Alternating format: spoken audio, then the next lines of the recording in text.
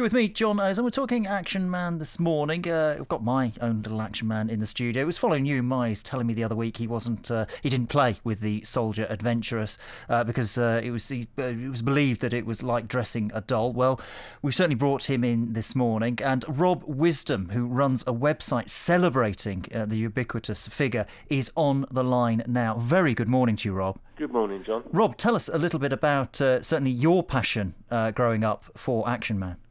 Yeah, well, like a lot of people, I'm under the spell of Action Man from my childhood. I kind of rediscovered it 15 years ago or so. Went to a boot fair, saw one of my old Action Men sitting there, thought, that's worth a punt, I'll just buy that because I had some happy memories with that. So I went online to look for information about it, and it was very scarce. So being a designer by trade, I thought, well, I'll have a go at talking to people, learning a bit about it, and putting up a website where it's the Action Man HQ, where you can go on there, and it's basically an online reference museum of my collection and a few of other people's, just so people can put them all back together, all the pre-loved ones. And I understand you had one which is pretty battle-scarred, John. He is battle-scarred, yeah. I don't know, he's got the eagle eyes, okay. Yeah. That's about all that I can say. He's got, I suppose, at the neck, you can see a rivet that's in the neck that is sort of holding that, because it's obviously fully, you can articulate the neck, and you can see the rivets in the wrists as well. So I don't know if that gives it the period. He has got the hands that can grip. I've got the instructions for the Action Man that he came. Action Man hands that really grip. It's on an A4 piece of paper. So I suppose then he's got his rifle, rope climbing, and how to dress the Action Man as well by folding in his fingers. You've put together all the history of that on your website. What would you say is one of the most interesting finds for you over the last 15 years? Well, because of the notoriety of the website, I'm kind of high profile. Not that I'm some kind of god in the hobby or anything. Far from this. There's much more knowledgeable people with bigger collections than I. But yeah, people like the One Show have contacted me, and I've helped with one of their episodes and things like that. And of course, people contact me and say, I've got some old bits. Can you tell me what they are? Do you want to buy them? Etc. So I think one of the best ones I got was from a company that worked for a council, and they went into buildings that were derelict and cleared out the lofts and all the fittings from the houses. They stumbled upon quite a big box of Action Men. More so, they obviously thought there's some value to this. We'll contact someone higher up the chain other than going to a boot fair, because there might be some real value. And in that lot there was a judo Action Man, which, if you know anything about that, that's quite a rarity.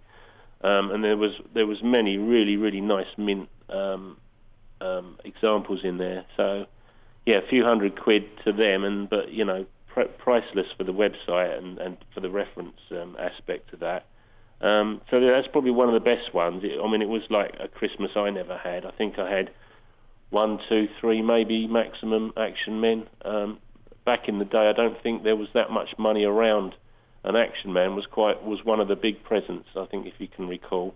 That changed in the 1990s at the end. I think a lot of people have stuff from that period, people that are in their 30s or so now, or maybe a bit younger, should I say, that they probably had 20 Action Men, and they were all sort of pre-described James Bond type ones with Dr. X as the villain, whereas back in the day we had one Action Man and we went out and bought a uniform when we could afford it. I think that was part of the joy, the chase of the uniform, and asking Mum and Dad, can I have the German staff officer uniform or whatever it might have been that appealed to your sense of adventure. So yeah, that's probably the best one I've had. You're listening to Rob Wisdom. He's talking about Action Man here on BBC Radio Guernsey. We're celebrating the little figure today. Certainly, Rob, some of the stuff that I've got was actually knitted by my gran. You know, she would make items that Action Man could wear. You speak of the judo uniform. Well, I was able to buy a little pair of pyjamas. He used to do a lot of his sort of karate kit and things like that. I think we filled in the gaps, didn't we, as children? Yeah, people at the very meanest could say, oh, it's just a toy, but I think it was much more than that. from what you're saying, your grandmother would be part of the social circle of Action Man. She'd see you enjoying it. She'd knit something, bless her, and give it to you. And many turn up in collections, bobble hats and sort of ill-fitting jumpers. But you know how much love have gone into them. You can't part with them. You put them to one side and think that's great. But I mean, Action Man was an extension of ourselves. That was the main difference, over a Monopoly or something like that, where you sat down, you played it, you put the box away. Action Man went on holiday with us. He did all the daring things we didn't dare to do ourselves. So if you wanted to know what it felt like to parachute, you'd buy the paratrooper and you'd throw him as high as you could in the air. And for all intents and purposes, you'd made that free fall. You'd done that yourself. You'd been into space with him. You'd been diving with him. And you knew exactly what those things felt like. So many people that had Action Men have gone on that I know they've ended up in the SAS as soldiers. They've ended up as helicopter pilots. They've gone into the parachute regiment because they tested out those kind of vocations with their Action Men and thought, yeah, that's for me. And some didn't. Some just did mountaineering and what have you. But I think everyone's got such a fond memory. I defy anyone to say that they had bad memories of Action Men. Rob, you spoke about the parachute there. My Action Man, he did do quite a lot of parachuting, but he wasn't very successful. Well, at least, indeed, I wasn't very successful at launching the parachute. Was there a knack to getting that parachute to actually open? You had to have a father with a strong arm, I think. I remember asking my dad to throw it as high as he could, and it seemed like he went up into the clouds, but he was 10, 12 foot in the air. They came down like a brick, and many of them, I think, broke things.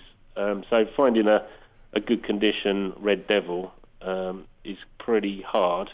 Incidentally, the Red Devil was just put out on a British Post Office stamp. I think your listeners might recognise that they did a range of toys, and the Red Devil was the one they chose for that, which was rather nice. You are known on your website for staging scenarios with the Action Men, showing them off, very good photos to sort of create that situation. With all of that, though, is it just about celebrating the mint condition Action Men, or have you dug deep into other people's collections and created that sort of more played with effect? My collection, because I keep getting duplicates in, I'll pick the bits that are less broken than the ones I've got. And so the natural progression is to have really kind of mint pieces.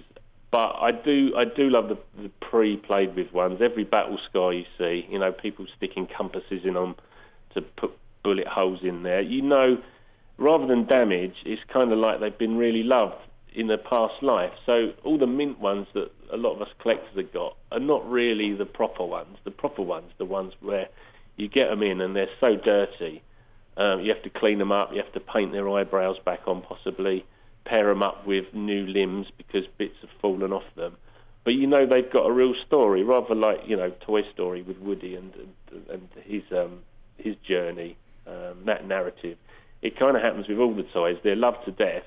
They go in a box, you're too old for that, and they go off to the dump. Or, any listeners there in Guernsey, I'd say go into your loft, go round your mum's house, see if you can find them, and just see if, when you look at them, whether things come flooding back, and you get that nice warm feeling in there, thinking, actually, that guy never let me down. He was always there to play with. If it was raining, he'd be there, and we'd set up these adventures, and he'd play with Barbie. Sisters would get involved, and it's a whole world of joy, really, when you think back. It's sort of pleasant times, isn't it? Action Man enthusiast Rob Wisdom, thank you very much indeed for your time today. Cheers, Rob. Thank you.